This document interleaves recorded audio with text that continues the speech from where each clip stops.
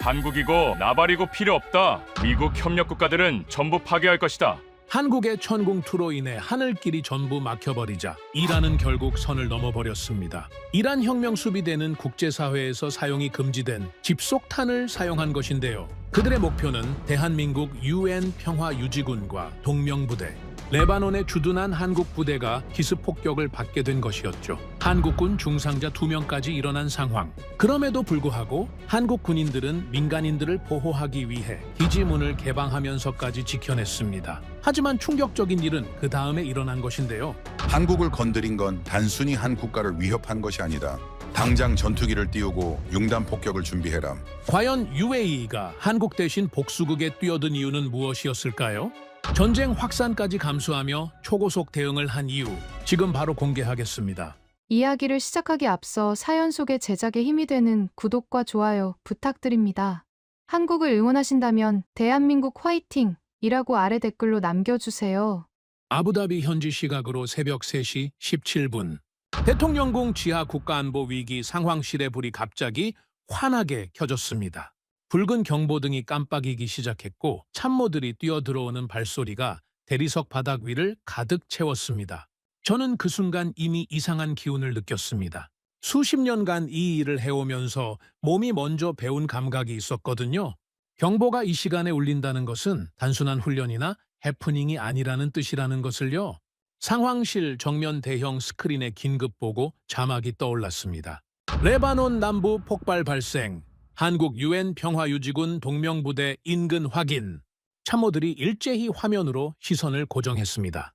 야간 감시 카메라로 포착된 영상이 흘러나왔는데 어둠을 가르며 치솟는 불덩이와 뒤를 이어 하늘을 가르는 로켓 궤적이 화면 가득 번졌습니다. 충격파는 화면을 통해서도 느껴질 만큼 강렬했습니다. 피격 지점이 동명부대가 맞나? 제 목소리는 낮고 조용했습니다. 당직 참모가 태블릿을 들여다보며 답했습니다. 직접 피격은 아닙니다. 충격파로 시설 일부가 파손됐습니다. 사상자는? 현재까지 경상 2명 보고입니다. 저는 한동안 화면을 바라보았습니다. 경상이라는 말이 잠시 안도를 줄 것 같았지만 실제로는 그 반대였습니다. 정밀 타격이었다면 오히려 상황이 더 단순했을 겁니다. 그러나 한국 부대 외곽을 건드리는 방식, 충격을 남기되 직접 명중은 피하는 방식은 전쟁의 언어가 아니었습니다. 그것은 메시지의 언어였습니다. 저는 그 자리에서 조용히 입을 열었습니다. 그럼 시작이군. 상황실이 다시 한번 굳어버렸습니다. 보좌 참모 오마르가 분석 보고를 이어받았습니다. 로켓 발사 위치는 레바논 남부 친이란 민병대 활동 구역이었습니다. 사용 무기는 이란계 공급 로켓으로 분류됐고 발사 시각은 UAE와 한국 간 위기 협의 채널이 열린 직후와 정확히 겹쳤습니다. 우연이라 부르기에는 너무나 정교한 타이밍이었지요. 정보 장교가 조심스럽게 말을 보탰습니다. 공격 직후 현지 민병대 통신에서 결과 확인 교신이 포착됐습니다. 이건 사고가 아니다. 저는 단호하게 말했습니다. 저건 메시지다. 한국을 건드렸을 때 중동이 어떻게 반응하는지 시험하는 메시지. 그 순간 외교부 차관 하메드가 자리에서 일어섰습니다. 카카, 지금 상황을 군사 문제로 끌고 가는 것은 매우 위험합니다. 이란을 자극하면 전면전으로 번질 수 있어요. UN 차원의 규탄 성명부터 추진해야 합니다. 상황실이 잠시 조용해졌습니다. 차관의 말을 등 뒤에서 지지하는 눈빛들이 있었습니다. 외교부 관료 몇몇이 고개를 끄덕이고 있었지요. 저는 천천히 하메드를 바라보았습니다. 차관님, UN 성명으로 이미 날아간 로켓을 막을 수 있습니까? 하메드의 입이 잠시 열렸다가 닫혔습니다. 저는 계속했습니다. 지금 레바논 남부 어둠 속에서 한국 군인들이 서 있습니다. 그 사람들이 지금 가장 듣고 싶은 건 성명서 문구가 아닙니다. 하메드가 목소리를 높였습니다. 카카, 저도 한국을 돕고 싶습니다. 하지만 섣불리 움직였다가 이 사태가 통제불능이 되면 어떻게 하시겠습니까? 우리가 전면전의 도화선이 되는 겁니다. 차관님, 제 목소리가 한 톤 더 낮아졌습니다. 전면전을 두려워하는 나라는 결국 싸우지도 않고 모든 것을 잃습니다. 상황실 안이 얼음처럼 굳었습니다. 하메드가 입술을 깨물었지만 더 이상 말을 잇지 못했습니다. 바로 그때 두 번째 보고가 들어왔습니다. 이란 혁명수비대 고속정 17척이 호르무즈 해협으로 이동 중이라는 신호였습니다. 스크린이 전환됐고 해상 추적 지도 위에 붉은 점들이 하나둘씩 나타나기 시작했습니다. 유조선들이 항로를 급하게 바꿨고 국제 육아 급등 경고가 동시에 올라왔습니다. 저는 두 개의 화면을 번갈아 바라보았습니다. 레바논의 폭발, 그리고 호르무즈의 움직임. 육지에서는 한국 군인을 건드리고 바다에서는 세계의 기름줄기를 틀어막는다. 저는 중얼거렸습니다. 이란이 판을 열었다. 호르무즈 해협이 막히면 중동 에너지가 세계로 나가는 길이 끊어집니다. 그것은 단순한 군사 충돌이 아니라 전 세계를 향한 경제적 위협이었습니다. 상황실 안에서 또다시 술렁임이 일었습니다. 하메드가 다시 나섰습니다. 이것 보십시오, 각하. 이제 호르무즈까지 나왔습니다. 이란이 원하는 게 뭔지 아십니까? 우리가 먼저 반응하는 겁니다. 우리가 먼저 움직이면 이란은 그것을 명분으로 삼을 겁니다. 저는 하메드를 바라보다가 천천히 고개를 저었습니다. 이란은 이미 움직였습니다. 차관님은 우리가 보이지 않는 척하면 이란이 멈출 거라고 생각하십니까? 이번에도 하메드는 대답하지 못했습니다. 저는 자리에서 일어섰습니다. 그 무렵 상황실 문이 열리고 대통령 보좌관이 들어섰습니다. 화상 연결이 열렸습니다. UAE 최고의 지도자의 첫 마디는 짧고 묵직했습니다. 한국 부대가 공격받은 게 맞는가? 직접 타격은 아닙니다. 하지만 명백한 경고 공격입니다. 짧은 침묵이 흘렀습니다. 화상 너머의 목소리가 다시 들려왔습니다. 한국은 우리를 지켜준 나라다. 그들이 위험한데 우리가 가만히 있으면 그건 외교가 아니라 배신이다. 즉각 지원을 준비하라. 연결이 끊겼습니다. 저는 그 순간 30년 군인 생활에서 느껴보지 못한 감각을 느꼈습니다. 가슴 깊은 곳에서 무언가가 단단하게 굳어지는 느낌. 이것은 명령을 따르는 군인의 복종이 아니었습니다. 옳은 일을 하고 있다는 사람만이 느끼는 확신이었습니다. 오마르가 조용히 물었습니다. 각하, 어디서부터 시작하시겠습니까? 저는 스크린 위 레바논 남부를 바라보았습니다.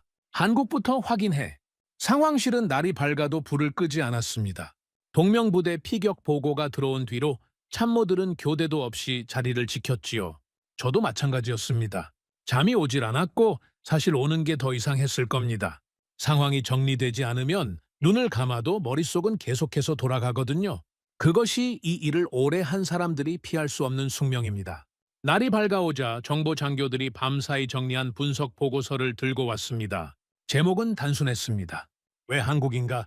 레바논 UN 평화유지군은 한국만이 아니었습니다. 프랑스, 이탈리아, 스페인, 인도, 인도네시아까지 여러 나라의 군대가 남부에 배치되어 있었습니다. 병력 규모만 놓고 보면 한국은 가장 큰 나라도 아니었습니다. 그런데 왜 하필 동명부대 인근이었을까요? 정보 장교 파이살이 스크린 앞에 서서 설명을 시작했습니다. 중동 지역 방공망 배치도가 화면에 펼쳐졌습니다. UAE, 사우디아라비아, 카타르, 쿠웨이트, 오만, 걸프 전체의 방공 시스템이 한눈에 들어왔습니다. 그리고 각 국가 방공망 옆에 반복해서 붙어있는 태그 하나, KSAM 천마. 파이살이 조심스럽게 입을 열었습니다. 각하 걸프 지역 방공망의 상당 부분이 한국 기술 기반입니다. 저는 그 말을 듣는 순간 등이 싸늘해졌습니다. 파이살이 계속 말을 이었습니다. 한국은 단순히 무기를 수출한 나라가 아니었습니다. 20년 넘게 걸프 지역에서 방공 시스템을 함께 설계하고 구축해온 나라였지요. 레이더 설치, 미사일 방어 체계 통합, 군사통신망 구축, 기술 인력 교육까지 모두 포함해서요. 그 중에서도 핵심은 UAE 수도 방공망이었습니다. 각하 현재 아부다비 수도 방공망의 핵심 탐지 알고리즘 상당 부분이 한국 천궁, 미사일 시스템 기반으로 운영되고 있습니다. 청웅이 흔들리면 우리 수도 방공 자체가 흔들리는 구조입니다. 상황실이 조용해졌습니다. 그러니까 저는 천천히 스크린을 바라보았습니다. 한국을 건드리면 걸프 전체를 건드리는 셈이라는 거군. 파이살이 고개를 끄덕였습니다. 이란은 직접 걸프 국가를 공격하면 전면전이 된다는 걸 알고 있습니다. 그래서 대신 한국을 선택한 겁니다. 이란의 계산은 이랬습니다. 한국은 에너지 수입을 중동에 크게 의존하는 나라이고 이 지역의 독자적인 군사 거점이 제한적이며 외교적으로 매우 신중한 나라였습니다. 자극을 주더라도 반응이 크지 않을 것이라고 본 겁니다. 걸프 국가들의 방공 핵심 기둥을 흔들되 한국을 통해 간접적으로 건드리는 방식이었지요. 파이살이 말을 마쳤습니다. 이란의 입장에서 한국은 가장 안전한 시험 대상이었던 겁니다. 저는 한참 동안 아무 말도 하지 않았습니다. 그리고 짧게 말했습니다. 멍청한 계산이군. 상황실에 있던 모두가 저를 바라봤습니다. 한국은 혼자가 아니니까. 그 말을 입에 올리는 순간 저도 모르게 오래된 기억 하나가 떠올랐습니다. 15년 전 일이었습니다. UAE가 방공체계를 전면 개편하던 시기. 저는 당시 실무 책임자로 그 프로젝트를 직접 이끌고 있었습니다. 서방 여러 나라 기업들이 참여했습니다. 계약을 따냈고 장비를 납품했고 그리고 문제가 생기면 기술진들이 본사로 연락을 돌렸습니다. 해결은 언제나 다음 달 일정으로 밀려났습니다. 사막 기온이 49도를 오르내리는 날이었습니다. 이미 계약이 완료된 한국 기업 기술진 6명이 아직 현장 천막 아래 있었습니다. 제가 팀장에게 물었습니다. 계약은 이미 끝났습니다. 왜 아직 여기 있는 겁니까? 그 기술자는 잠깐 저를 바라보더니 고개를 저으며 말했습니다. 장비가 제대로 작동할 때까지는 끝이 아닙니다. 저는 그 말을 듣고 잠시 아무것도 말하지 못했습니다. 그것은 단순한 직업 윤리가 아니었습니다. 그들은 우리 병사들의 이름을 외웠고 라마단 기간에는 우리 일정에 맞춰 훈련 시간을 스스로 조정했으며 밤새워 장비 결함을 고친 뒤 다음 날 아침에 아무 일 없었다는 듯 다시 현장에 나타났습니다. 한국은 물건을 파는 나라가 아니라 신뢰를 심는 나라였습니다. 현재로 돌아왔습니다. 상황실 논의는 여전히 뜨거웠습니다. 하메드 차관이 다시 목소리를 높였습니다. 각하, 방공망 문제는 이해합니다. 하지만 지금 우리가 먼저 움직이면 이란에 명분을 주는 겁니다. 미국 반응을 먼저 확인하고 유럽과 공동 성명을 준비하는 것이 순서입니다. 참모 일부가 다시 고개를 끄덕였습니다. 저는 테이블을 가볍게 두드렸습니다. 그것만으로 상황실이 조용해졌지요. 30년 동안 이 자리에서 일해온 사람이 만드는 침묵은 어떤 고함보다 더 단단하게 공간을 채웁니다. 차관님, 한 가지만 여쭙겠습니다. 저는 천천히 하메드를 바라봤습니다. 지금 이 순간 미국이 움직입니까? 유럽이 움직입니까? 하메드가 대답을 못했습니다. 아무도 움직이지 않습니다. 그리고 아무도 움직이지 않는 동안 이란은 다음 수를 놓고 있을 겁니다. 저는 스크린에 방공망 지도를 가리켰습니다. 이건 한국 문제가 아닙니다. 한국이 흔들리면 저 방패도 흔들린다는 거. 지금 이 방에서 모르는 사람이 있습니까? 아무도 말하지 않았습니다. 우리가 지금 기다리는 건 동맹이 아니라 계산입니다. 하지만 저는 계산하러 여기 있는 게 아닙니다. 그 말이 끝나자마자 대통령궁에서 추가 지시가 도달했습니다. 문서 한 장이었습니다. 한국 지원 계획을 제출하라는 내용이었지요. 오마르가 물었습니다. 지원 계획 수립이군요, 각하. 저는 고개를 저었습니다. 아니, 그럼 무엇입니까? 동맹. 저는 그 한 단어를 내뱉고 자리에서 일어섰습니다. 자이드 항 군수 수송선 준비해. 24시간 안에 출항한다. 상황실이 다시 움직이기 시작했습니다. 하메드는 더 이상 말을 꺼내지 않았습니다. 누군가는 이것이 너무 빠른 결정이라고 생각했을 겁니다. 하지만 제가 30년간 배운 것이 있다면 하나였습니다. 동맹이란 위기가 지나간 뒤에 선언하는 것이 아닙니다. 위기가 한복판에 있을 때 먼저 움직이는 것이 동맹입니다. 한국은 15년 전 사막에서 그것을 제게 보여줬습니다. 이번에는 제가 보여줄 차례였습니다. 다음 날 새벽, 저는 아부다비 자이드 군수항에 직접 나가 있었습니다. 해가 뜨기 전 항구는 어둠 속에서도 분주했습니다. 거대한 군수 수송선 한 척이 부두에 접안해 있었고 선명에는 아랍어로 알-만수르라는 이름이 새겨져 있었습니다. 크레인이 쉬지 않고 움직였고 갑판 위로 컨테이너들이 줄을 지어 올라갔습니다. 장병들은 말 한마디 없이 움직였습니다. 24시간이라는 명령이 떨어진 뒤 단 한 명도 느리게 움직이는 사람이 없었지요. 저는 그 모습을 부두 끝에 서서 바라봤습니다. 찬바람이 바다 쪽에서 불어왔고 크레인 소리와 장병들의 짧은 구령 소리가 새벽 항구를 가득 채우고 있었습니다. 어둠 속에서도 사람들은 정확하게 움직였습니다. 그 장면을 보면서 저는 이 나라의 군인들이 자랑스럽다는 생각을 했습니다. 명령이 떨어지면 묻지 않고 움직입니다. 그것이 군인의 방식이고 동맹의 방식이기도 합니다. 참모 오마르가 옆에 다가와 조심스럽게 물었습니다. 각하, 정말 이렇게 빨리 움직여도 되는 겁니까? 외교부에서 계속 연락이 옵니다. 절차가 있다고. 저는 어두운 바다를 바라보며 말했습니다. 늦게 움직이면 늦은 만큼 사람들이 죽는다. 오마르는 더 말을 잇지 못했습니다. 해가 조금씩 떠오르기 시작할 무렵 오마르가 태블릿을 들고 왔습니다. 각하 적재 목록입니다. 최종 확인하시겠습니까? 저는 태블릿을 받아 목록을 내려다 보았습니다. 첫 번째 항목에서 손가락이 멈췄습니다. K9 저주보 예비 부품. 두 번째 항목, 한국산 장갑 차량 방호 키트. 세 번째 항목, 한국 의료기업 현장 의료 장비. 그 아래로도 한국과 연결된 물자들이 계속 이어졌습니다. 저는 목록을 천천히 스크롤하다가 태블릿을 내려놓았습니다. 그리고 저도 모르게 짧게 웃음이 나왔습니다. 오마르가 의아한 듯 물었습니다. 각하, 무엇이 그렇습니까? 저는 수송선 쪽을 바라보았습니다. 한국이 우리에게 팔았던 장비들이 지금 한국 군인을 지키러 돌아가고 있다는 거야. 오마르도 잠시 말을 잃었습니다. 세상의 많은 것들이 계산과 계약으로 돌아가지만 가끔은 이렇게 아이러니한 방식으로 진심이 드러나는 순간이 있습니다. 한국이 20년 넘게 이 땅에 심어둔 것이 지금 다시 한국을 향해 움직이고 있었습니다. 그것은 단순한 군수 물자의 이동이 아니었습니다. 관계가 움직이고 있었습니다. 신뢰가 바다를 건너고 있었습니다. 해가 완전히 떠오를 무렵 알만수르가 천천히 부두를 떠나기 시작했습니다. UAE 해군 장병들이 선창 앞에 도열해 경례를 올렸습니다. 항구 위로 아침 햇빛이 붉게 퍼지면서 수송선 선체를 물들였습니다.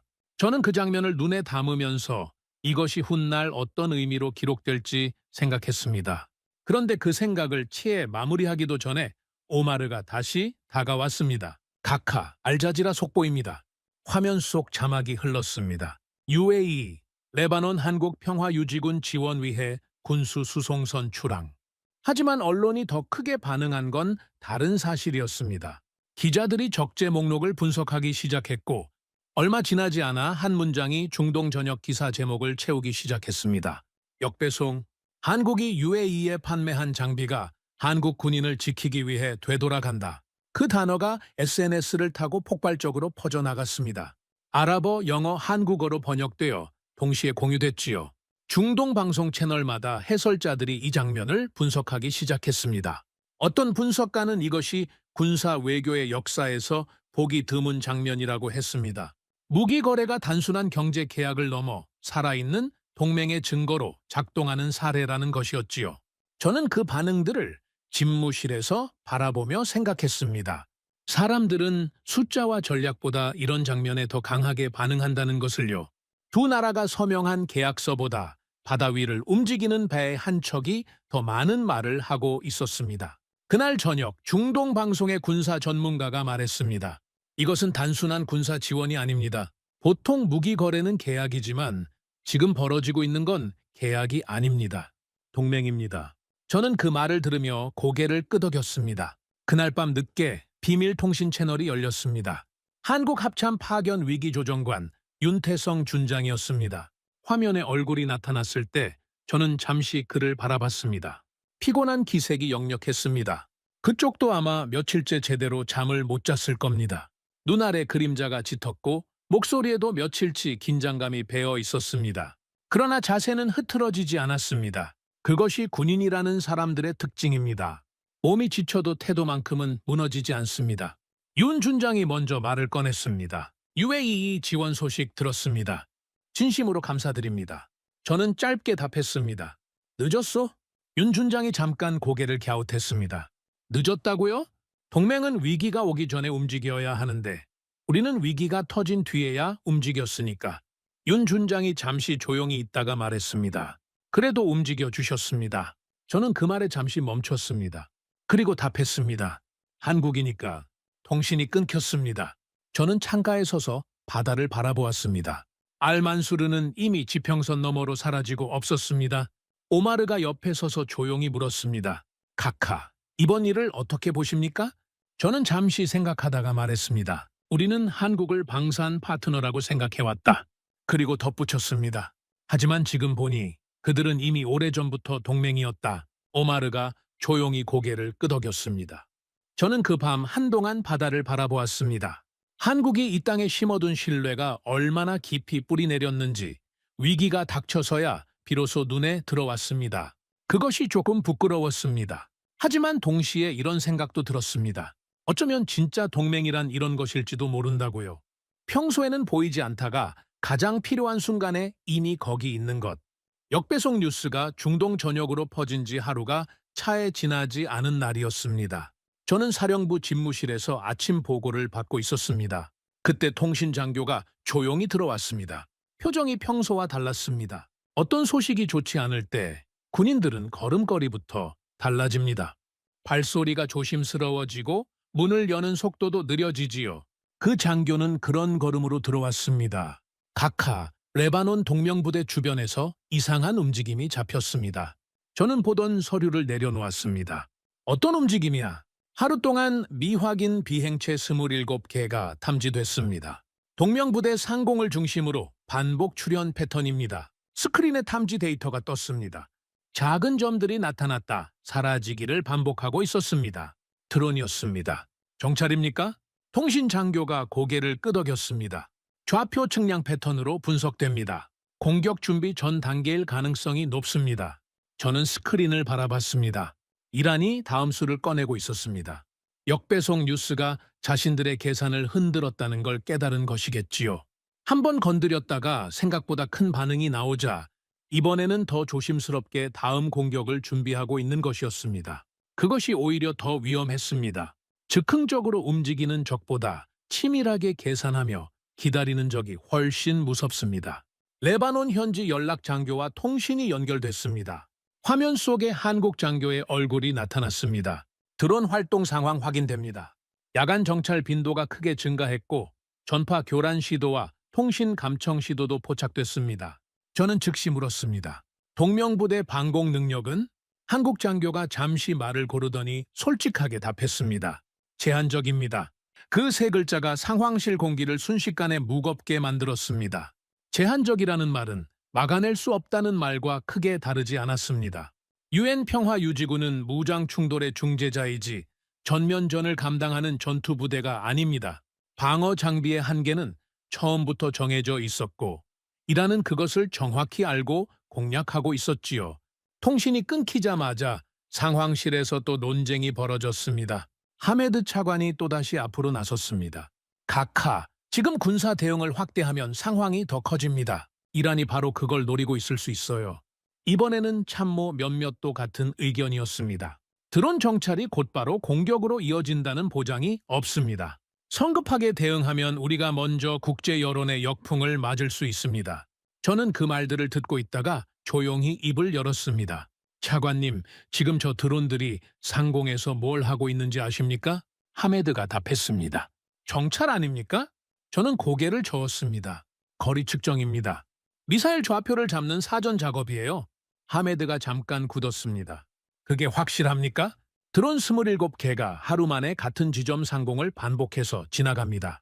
정보를 모으는 게 아니라 좌표를 교차 검증하는 겁니다. 상황실이 조용해졌습니다. 하메드도 이번에는 반박하지 못했습니다. 저는 계속했습니다. 이란은 우리가 움직이는 걸 봤습니다. 역배송이 퍼지는 걸 봤습니다. 그리고 지금 다음 카드를 꺼내고 있습니다. 우리가 기다리는 동안 이란은 움직이고 있다는 걸. 왜 자꾸 잊으십니까? 그래도 각하, 만에 하나 우리 대응이 과도하다는 빌미를 주면 저는 하메드의 말을 끊었습니다. 과도하다는 말이 있으려면 우리가 먼저 쏜 게 있어야 합니다. 우리는 아직 아무것도 쏘지 않았습니다. 단지 보려는 겁니다. 눈을 뜨는 게 과도한 대응입니까? 하메드가 입술을 굳게 다물었습니다. 그때 새로운 통신이 들어왔습니다. 한국 합참, 윤태성 준장이었습니다. 동명부대 방어 강화를 위한 기술 협력을 제안드리고 싶습니다. 저는 몸을 앞으로 기울였습니다. 어떤 기술입니까? 천공 레이더 소형 드론 탐지 알고리즘입니다. 데이터를 공유하겠습니다. 상황실 참모들이 서로를 바라봤습니다. 저는 물었습니다. 그 알고리즘을 여기서 실제로 쓸 수 있습니까? 윤 준장이 답했습니다. UAE 걸프 해상 감시망과 연결하면 가능합니다. 저는 그 말을 듣고 잠시 생각했습니다. 천공 레이더는 하늘을 봅니다. 걸프 해상 감시망은 바다를 듣습니다. 그 두 개가 하나로 연결되면 전장의 그림이 완전히 달라집니다. 스크린에 두 개의 시스템 구조도가 나타났습니다. 한쪽에는 한국 천공 레이더, 다른 쪽에는 UAE 걸프 해상 감시 네트워크. 참모가 설명을 이었습니다. 하늘을 보는 레이더는 한국이 담당하고 바다 움직임 데이터는 UAE가 제공하는 구조입니다. 저는 그 두 화면을 바라보다가 천천히 말했습니다. 하늘의 눈과 바다의 귀가 합쳐지는 거군. 윤 준장이 대답했습니다. 그렇습니다. 두 데이터를 같은 지도 위에 겹치면 드론 발진 위치까지 추적할 수 있습니다. 옆에 서 있던 하메드 차관이 조심스럽게 말했습니다. 카카, 이건 군사 기밀 공유입니다. 절차가. 저는 하메드를 바라봤습니다. 차관님, 야, 지금 저 드론들이 좌표를 잡는 동안 우리는 절차를 얘기하고 있어야 합니까? 하메드가 입을 닫았습니다. 저는 윤 준장 쪽으로 돌아봤습니다. 연동 시간이 얼마나 걸립니까? 윤 준장이 짧게 답했습니다. 이틀. 상황실 참모들이 일제히 놀란 표정을 지었습니다. 이틀이요? 시간이 없습니다. 윤 준장의 목소리는 단호했습니다. 저는 잠시 그를 바라보다가 입가에 가볍게 웃음이 번졌습니다. 이 사람은 군인이 어떻게 말해야 하는지 정확히 알고 있었습니다. 많은 말이 필요 없습니다. 답이 있으면 답만 말하면 되는 겁니다. 저는 참모들을 향해 짧게 명령을 내렸습니다. 분석실 열어. 지금부터 공동작전이다. 상황실이 다시 살아 움직이기 시작했습니다. 기술팀이 자리를 잡았고 한국 측 데이터 채널이 열리기 시작했습니다. 화면 위로 두 나라의 시스템이 처음으로 서로를 향해 연결되기 시작했습니다. 저는 그 장면을 바라보면서 생각했습니다. 이란이 드론으로 하늘을 채우는 동안 우리는 그 드론을 잡을 눈을 만들고 있었습니다. 전쟁은 언제나 눈에 보이는 곳에서 시작되는 것 같지만 진짜 승부는 보이지 않는 곳에서 먼저 결정됩니다. 그리고 지금 그 보이지 않는 곳에서 한국과 UAE의 기술이 처음으로 하나로 합쳐지고 있었습니다. 이틀이라는 시간이 흘렀습니다. 그동안 드론 탐지 보고는 계속 들어왔고 동명부대의 주변의 긴장도는 조금도 낮아지지 않았습니다. 이란은 계속해서 하늘을 채우고 있었고 그 점들은 점점 더 정교한 패턴을 그리고 있었습니다. 하지만 이제 우리에게는 새로운 눈이 생길 참이었습니다. 저는 분석실 문을 바라보며 다음을 기다렸습니다. 이틀이 지난 새벽이었습니다. 아부다비 군수지원 사령부 기술 분석실. 평소 이 방은 조용한 곳입니다. 장교들이 차분하게 데이터를 검토하고 보고서를 정리하는 공간이지요. 그러나 그날 새벽은 달랐습니다. 방 안에는 세 가지 언어가 동시에 섞여 들렸습니다. 한국어, 아랍어, 영어. 한국 기술팀과 UAE 기술진이 밤을 꼬박 세워 시스템 연결 작업을 진행했습니다. 케이블이 뒤엉키고 코드가 수없이 수정됐으며 테스트와 오류 수정이 반복됐습니다. 빈 커피잔이 책상 위에 쌓였고 눈이 빨개진 기술자들이 서로의 화면을 들여다보며 손짓으로 문제를 짚어냈습니다. 언어가 달라도 숫자는 같습니다. 오류 코드 앞에서 국적은 아무 의미가 없었습니다. 한국 기술자가 아랍어를 몰라도 화면에 붉은 경고등을 가리키면 UAE 기술자가 고개를 끄덕였고 UAE 기술자가 영어로 제안을 던지면 한국 기술자가 키보드 위에서 즉시 답했습니다. 그렇게 이틀이 흘렀습니다. 마침내 마지막 테스트 명령이 입력됐습니다. 분석실 안에 모든 사람이 숨을 죽였습니다. 잠시 아무 소리도 나지 않는 정적이 흘렀습니다. 그리고 스크린이 켜졌습니다. 한쪽 화면에는 천궁 레이더 실시간 데이터가 흘렀고 다른 화면에는 걸프 해상 감시망의 선박 이동 정보가 떴습니다. 그리고 두 화면이 하나의 통합 지도 위에서 겹쳐졌습니다. 저는 그 순간을 분석실 뒤쪽에서 바라보고 있었습니다. 화면이 하나로 합쳐지는 그 장면이 묘하게 가슴을 건드렸습니다. 두 나라가 각자 보고 있던 세상이 처음으로 하나의 지도 위에서 만나는 순간이었습니다. 한국 기술팀장 김도연 대령이 저를 돌아보며 고개를 끄덕였습니다. 지금부터 시작입니다. 처음에는 아무 일도 일어나지 않았습니다. 통합 지도 위에서 움직임이 없었고 참모들은 조용히 화면을 응시했습니다. 기다림이 길어질수록 분석실 안의 긴장도 조금씩 옅어지려는 것 같았습니다. 그러나 가동 후 몇 분이 지났을 때였습니다. 레이더 화면에 작은 점 하나가 나타났습니다. 드론이었습니다. 레바논 해안상공, 낮고 느린 비행 패턴이었습니다. 그것만으로는 특이할 것이 없었습니다. 지난 이틀 동안에도 드론은 계속 나타났으니까요. 그런데 바로 그때 UAE 해상 감시망 화면에 움직임이 생겼습니다. 레바논 해안에서 약 120km 떨어진 해상, 소형 선박 하나가 같은 시각에 방향을 바꾸고 있었습니다. 기술 장교 하나가 자기 화면을 가리키며 말했습니다. 우연 아닙니까? 김도현 대령이 화면에서 눈을 떼지 않은 채 차분하게 말했습니다. 조금 더 봅시다. 10분이 흘렀습니다. 두 번째 드론이 나타났습니다. 그리고 해상에서 또 하나의 소형 선박이 같은 시각에 움직였습니다. 이번에도 두 움직임의 시각이 정확하게 겹쳤습니다. 분석실 안의 공기가 달라지기 시작했습니다. 누군가 자리에서 일어섰고 몇몇이 화면 가까이 다가갔습니다. 사람들의 호흡이 빨라지는 것이 느껴졌습니다. 세 번째 데이터가 들어왔습니다. 세 번째 드론, 그리고 세 번째 선박 움직임. 이번에도 시각이 완벽하게 일치했습니다. 패턴이 완벽하게 맞아 떨어졌습니다. 우연히 세 번 겹치면 우연이 아닙니다. 김도현 대령이 키보드를 두드리며 새 좌표를 입력했습니다. 지도 위에 세 개의 데이터가 하나의 지점으로 수렴했습니다. 그는 조용히 말했습니다. 찾았습니다. 제가 물었습니다. 무엇을? 김도현 대령이 지도를 확대했습니다. 레바논 해안에서 약 120km, 탁 트인 지중해 바다 위에 작은 선박 세 척이 나란히 표시됐습니다. 일반 어선처럼 보이는 배들이었습니다. 드론 발진 기지입니다. 분석실이 순간 조용해졌습니다. 저는 화면을 바라보았습니다. 해상이라고? 예, 각하. 민간 선박으로 위장하고 있습니다. 외형상으로는 어선이나 화물선과 구분이 되지 않습니다. 그 말을 듣는 순간 제 머릿속에서 지난 며칠간의 장면들이 빠르게 재조합됐습니다. 우리가 왜 그토록 오래 이 드론의 출처를 찾지 못했는지 그 이유가 단번에 풀렸습니다. 저희는 계속 육지만 보고 있었습니다. 레바논 남부의 민병대 거점, 산악지형의 은신처, 국경 인근 발사 지점. 육지 지도를 샅샅이 뒤졌지만 그 어디에서도 드론 기지는 나오지 않았습니다. 당연했습니다. 이란은 이미 오래전부터 바다 위에 발진 기지를 운용하고 있었으니까요. 정보 장교가 분석을 이어갔습니다. 이란이 육지 기지를 버린 데는 분명한 이유가 있었습니다. 육지 기지는 위성으로 탐지되고 지형 정보가 축적되면 결국 노출됩니다. 반복 사용이 불가능하지요. 하지만 민간 선박으로 위장한 해상 기지는 근본적으로 달랐습니다. 움직일 수 있었습니다. 드론을 날리고 임무가 끝나면 선박이 다른 해역으로 이동하고 다시 다른 위치에서 드론을 발진하는 방식이었습니다. 국제 해상 교통 속에 섞여 움직이기 때문에 탐지가 극도로 어려웠습니다. 이란은 바다를 이용해 전쟁을 숨기고 있었습니다. 김도현 대령이 말했습니다. 하늘만 봐서는 절대 찾을 수 없었습니다. 저는 천천히 고개를 끄덕였습니다. 그래서 그토록 오래 못 찾았군. 예, 각하.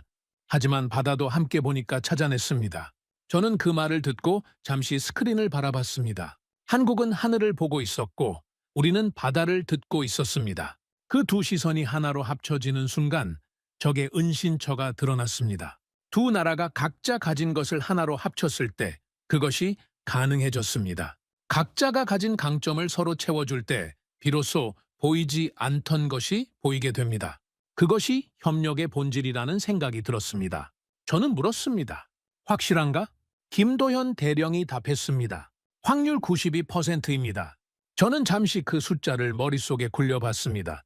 92%. 전장에서 완벽한 확실성이란 없습니다. 하지만 92%는 기다릴 이유가 없는 숫자였습니다. 저는 고개를 끄덕였습니다. 충분하군.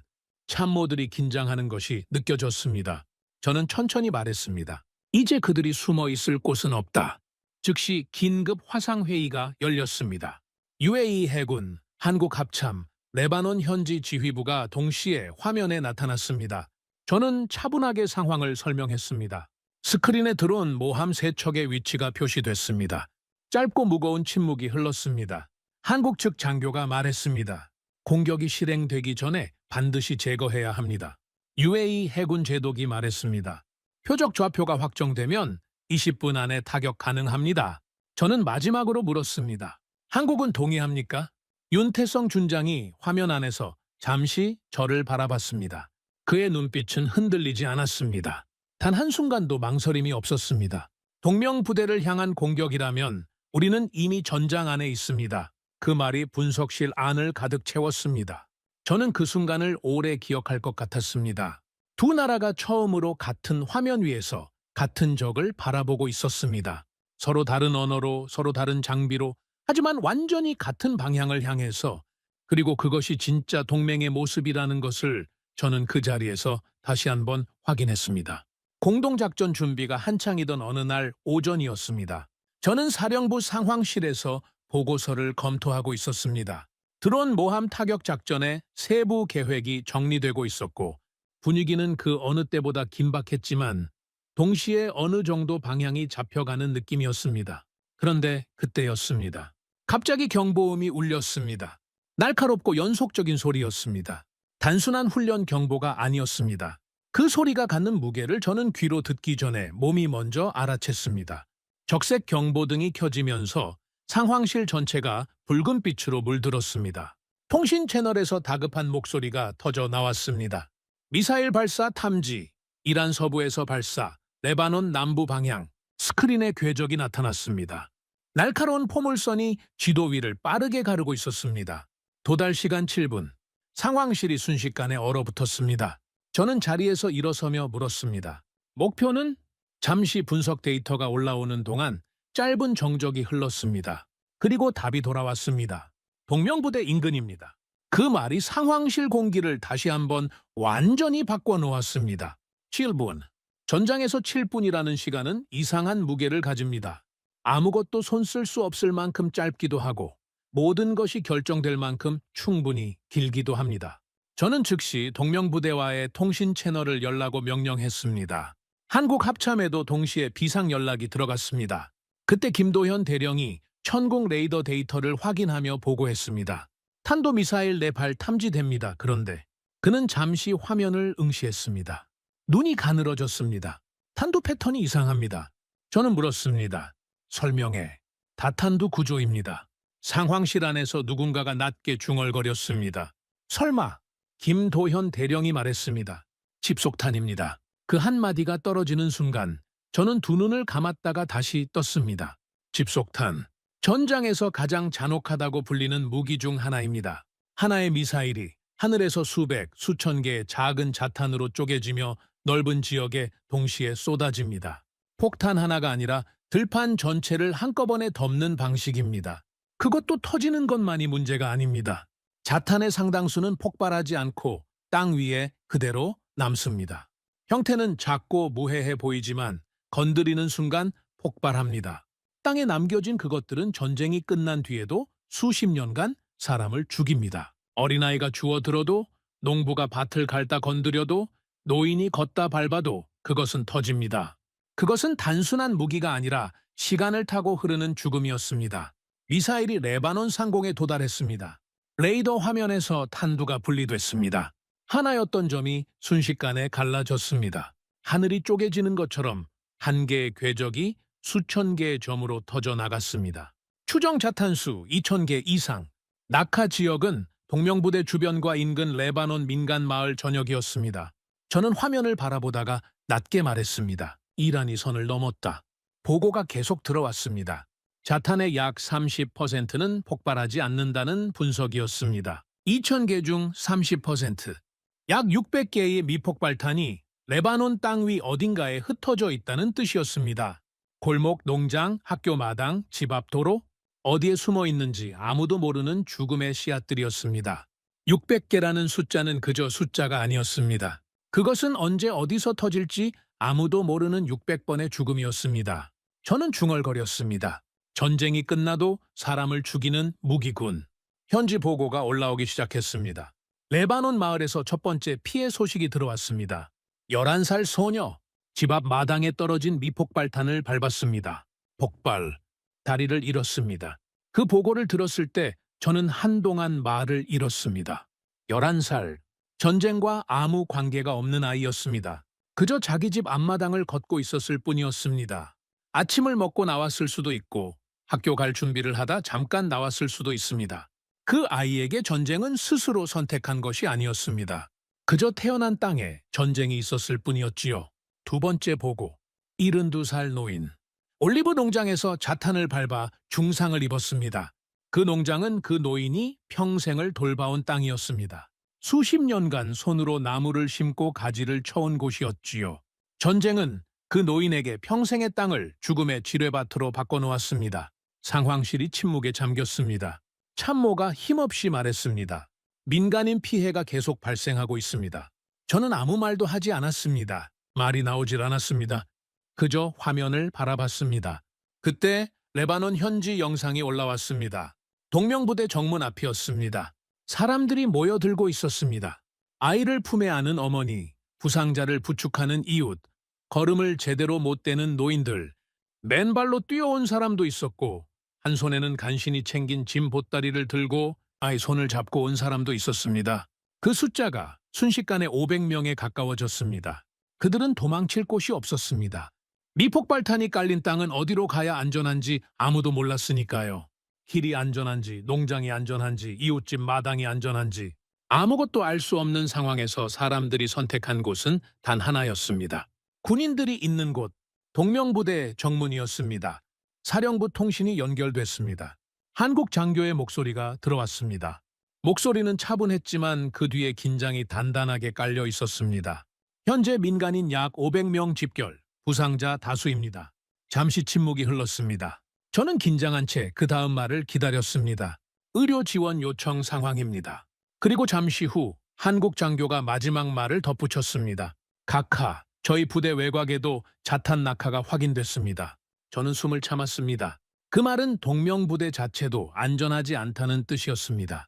자탄이 부대 외곽에 떨어졌다는 것은 정문 밖에도 안에도 위험이 있을 수 있다는 뜻이었습니다. 그 상황에서 민간인 500명을 받아들이는 것은 부대 전체를 추가 위험에 노출하는 선택이었습니다. 군사적으로만 따지면 명백하게 무리한 결정이었습니다. 아무도 그 결정을 강요하지 않았을 겁니다. 그런데 그 다음 말이 들어왔습니다. 하지만 짧은 멈춤이 있었습니다. 저희는 문을 열었습니다. 상황실이 완전히 조용해졌습니다. 저는 그 말을 듣고 화면 속 장면을 바라봤습니다. 동명부대 정문이 열리고 있었습니다. 한국 군인들이 민간인들을 안으로 들이고 있었습니다.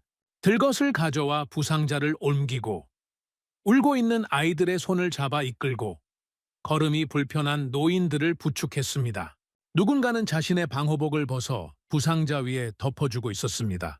자탄이 떨어진 땅에서 자신들도 안전하지 않은 상황에서 그들은 주저하지 않고 문을 열었습니다. 참모 하나가 말했습니다. 각하, 부대도 안전하지 않습니다. 저건 무리한 결정입니다. 저는 고개를 저었습니다. 아니, 그리고 화면을 가리켰습니다. 한국 군인이 떨고 있는 아이를 두 팔로 안아 들고 있었습니다. 저게 군대다. 아무도 더 말하지 않았습니다. 저는 그 장면을 한동안 바라보았습니다. 30년 동안 군인으로 살아오면서 전쟁의 많은 장면을 봐왔습니다.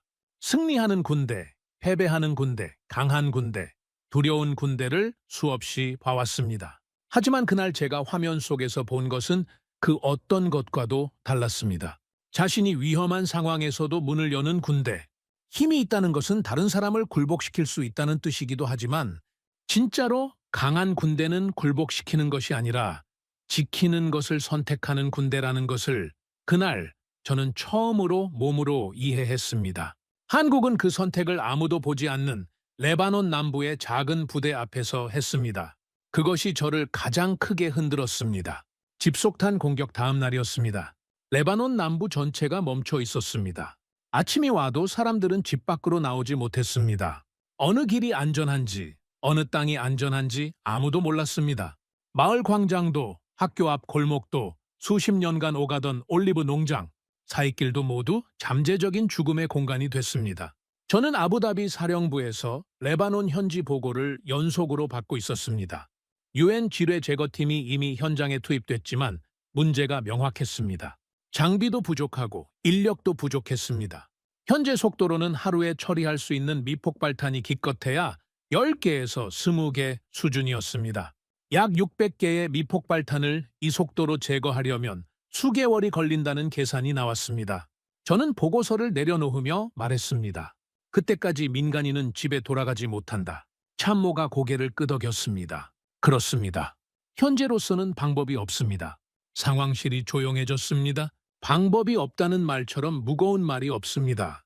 특히 그 방법이 없다는 말 앞에 집으로 돌아가지 못하는 사람들의 얼굴이 보일 때는요, 저는 그 무거움 속에서 생각했습니다.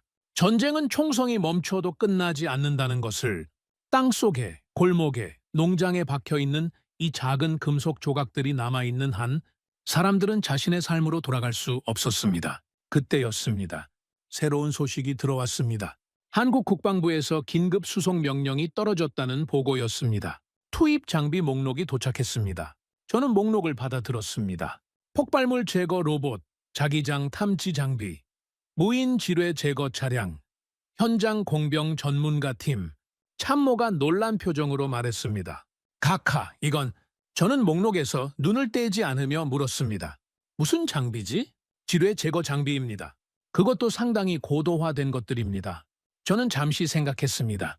왜 한국이 이런 장비를 가지고 있는 거지? 그 질문의 답은 곧 한국 측 설명과 함께 들어왔습니다. 출처는 DMZ, 즉 한반도 비무장지대였습니다. 세계에서 가장 많은 지뢰가 묻혀 있는 땅. 한국 전쟁이 끝난 뒤 70년이 넘는 세월 동안 그 좁은 땅에는 수백만 개의 지뢰와 불발탄이 묻혀 있었습니다. 한국군은 그 땅과 함께 살아왔습니다.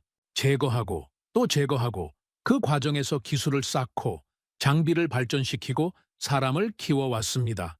그렇게 70년이 흘렀고 그 세월이 세계 최고 수준의 폭발물 제거 기술로 남았습니다. 저는 그 설명을 듣고 한참 동안 조용히 있었습니다. 전쟁이 만든 상처가 기술이 됐고 그 기술이 지금 다른 나라의 상처를 치유하러 오고 있었습니다. 전쟁이 만든 기술이군. 저는 낮게 중얼거렸습니다. 한국 공군 수송기가 레바논에 착륙했습니다. 수송기 문이 열리고 장비들이 내려왔습니다. 폭발물 제거 로봇이 경사로를 따라 내려오는 장면이 카메라에 잡혔습니다. 그리고 마지막으로 공병팀이 등장했습니다. 총 24명이었습니다. 팀장은 박준영 소령이었습니다. DMZ 지뢰 제거 작전 경험이 풍부한 인물이었지요. 그는 레바논 현장에 발을 딛자마자 주변을 훑어봤습니다. 그리고 현지 지휘관에게 현장 상황을 보고받은 뒤 짧게 말했습니다. 미폭발탄 오염 지역 약 8제곱킬로미터. 잠시 침묵이 흘렀습니다. 48시간 안에 민간인 생활권을 정리하겠습니다. 현장에 있던 사람들이 서로를 바라봤습니다. 8제곱킬로미터를 48시간 안에. 처음 들으면 믿기 어려운 말이었습니다. 하지만 작전은 선언 직후 시작됐습니다. 먼저 무인 지뢰 제거 차량이 움직였습니다. 도로를 천천히 스캔하며 나아갔습니다. 센서가 반응하면 즉시 GPS 좌표가 기록됐습니다. 그 뒤를 이어 폭발물 제거 로봇이 접근했습니다. 로봇 팔이 정밀하게 움직이며 자탄을 확인했습니다. 신관 분리 또는 통제된 소규모 폭발. 자탄 한 발을 처리하는 데 걸리는 시간은 평균 12분이었습니다. 저는 그 영상을 사령부에서 실시간으로 지켜봤습니다. 기계가 움직이는 장면은 정교하고 빠르고 효율적이었습니다. 하지만 작전이 진행될수록 로봇이 들어갈 수 없는 곳이 하나씩 나타났습니다.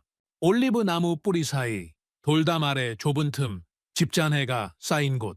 그곳에는 사람이 들어가야 했습니다. 방폭복을 입은 한국 공병이 땅에 엎드렸습니다. 두 손으로 흙을 조심스럽게 걷어냈습니다. 자탄을 눈으로 확인했습니다. 손끝으로 신관 위치를 파악했습니다. 천천히, 아주 천천히 신관을 분리했습니다. 저는 그 장면을 보며 중얼거렸습니다. 저건 기술이 아니다. 잠시 침묵이 흘렀습니다. 용기다. 작전은 낮과 밤을 가리지 않고 계속됐습니다. 조명등이 켜지고 새벽에도 로봇과 사람이 함께 움직였습니다. 사령부 모니터에 표시된 처리 완료 숫자가 천천히 올라갔습니다. 100, 200, 300. 48시간이 지났습니다. 처리된 미폭발탄은 427개. 민간인 생활권 대부분이 안전 판정을 받았습니다. 그 숫자가 올라오는 것을 보면서 저는 한 가지 생각만 했습니다. 저 숫자 하나하나가 사람의 목숨이라는 것을. 작전이 마무리될 즈음 레바논 현지 취재진이 박준영 소령에게 다가와 물었습니다. 왜 이렇게 위험한 일을 하십니까? 소령은 잠시 말을 고르더니 답했습니다. 제 아버지는 한국전쟁 피난민이었습니다. 잠시 침묵이 흘렀습니다. 전쟁이 어떤 건지 저는 알고 있습니다. 기자가 다시 물었습니다. 그래서 군인이 되신 겁니까? 박준영 소령이 고개를 끄덕이며 말했습니다. 전쟁을 아는 사람은 전쟁을 막아야 합니다. 저는 그 말을 사령부 화면을 통해 들었습니다. 아주 짧은 문장이었습니다. 하지만 그 짧은 문장 안에 한국이라는 나라가 걸어온 70년이 담겨 있었습니다. 전쟁을 겪은 나라가 그 기억을 무기로 만든 것이 아니라 다른 사람의 생명을 지키는 기술로 만들었다는 것. 그것이 한국이 다른 나라들과 다른 점이라는 생각이 들었습니다.